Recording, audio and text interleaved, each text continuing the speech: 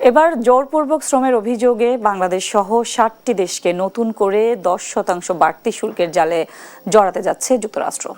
বাংলাদেশে এমন ঘটনা না ঘটলেও জোরপূর্বক শ্রমে তৈরি পণ্য বা কাঁচামাল আমদানির অভিযোগে বাড়তি শুল্কের বোঝা চাপিয়ে দিচ্ছে দেশটি।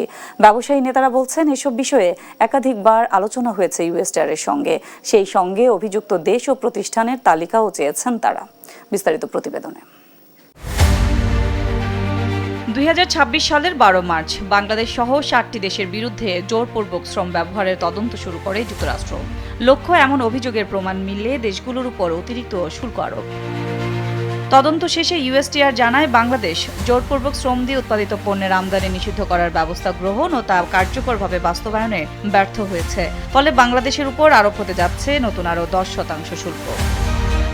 বাংলাদেশ পোশাক রপ্তানিকারক মালিকদের সংগঠনের নেতারা বলছেন, বাংলাদেশে জোরপূর্বক শ্রমের কোনো প্রমাণ না পেলেও জোরপূর্বক শ্রমে তৈরি পণ্য বা কাঁচামাল আমদানির অভিযোগ এনেছে ইউএসটিআর। সেক্ষেত্রে বাংলাদেশের উপর আরোপ হতে পারে নতুন শুল্ক।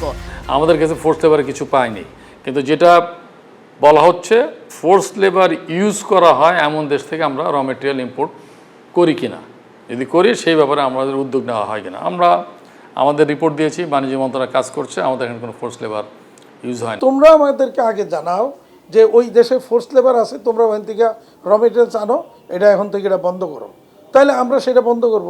তো আমার কিছু জানাইলেও না, কিছু বললেও না, কোথায় ফোর্স লেবার আছে সে না জানে আমার উপর চাপাই দিচ্ছ, এটা তো অন্যায়। জানান, ইউএসটিআর এর কাছে জোরপূর্বক শ্রমে পণ্য বা কাঁচামাল তৈরি করে এমন দেশ এবং প্রতিষ্ঠানের তালিকাও চাওয়া হয়েছে। এখন অন্য দেশে ফোর্স লেবার ইউজ করে যে র মেটেরিয়াল বা যে পণ্য উৎপাদন করা হয় সেটা যদি আমরা আমদানি করি, সেক্ষেত্রে আমাদেরকে অ্যালার্ট হইতে হবে। But end of the day এই ইনভেস্টিগেশনও তাদের, রিপোর্টও তাদের।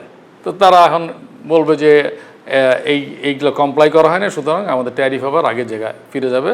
এটা উনি আগের অর্ডারটা যেহেতু খারিজ হয়ে গেছে, নতুন অর্ডার ইম্পোজ করার চেষ্টা করবেন। এগেইন আমাদের কনসার্ন হচ্ছে যাই কিছু হোক না কেন অন্যদের চেয়ে আমাদের যে ট্যারিফটা কম থাকে। আমাদেরকে এই ব্যাপারে তোমরা সহযোগিতা করো, যে হ্যাঁ বলো যে ঠিক আছে অমুক জায়গায় ফোর্স লেবার আছে, বা অন্য কোনো সেক্টরে অন্য কোনো জায়গায় ফোর্স লেবার থাকতে পারে, সেটা তো আমাদের জানার কথা না, জানার কোনো সুযোগও নেই আমাদের। ১৯৭৪ সালের বাণিজ্য আইনের ৩০১ ধারার আওতায় এই সিদ্ধান্ত নিয়েছে ইউএসটিআর। এ তালিকায় বাংলাদেশের পাশাপাশি ভারত, পাকিস্তান, অস্ট্রেলিয়া, চীন, Sri Lanka, Taiwan, Oman, Japan, Saudi Arab, যুক্তরাজ্য, ইসরায়েল, জর্ডান, রাশিয়া, সংযুক্ত আরব আমিরাত সহ আরও অনেক দেশ রয়েছে। সাদিয়া লাবনী, দেশ টিভি, ঢাকা।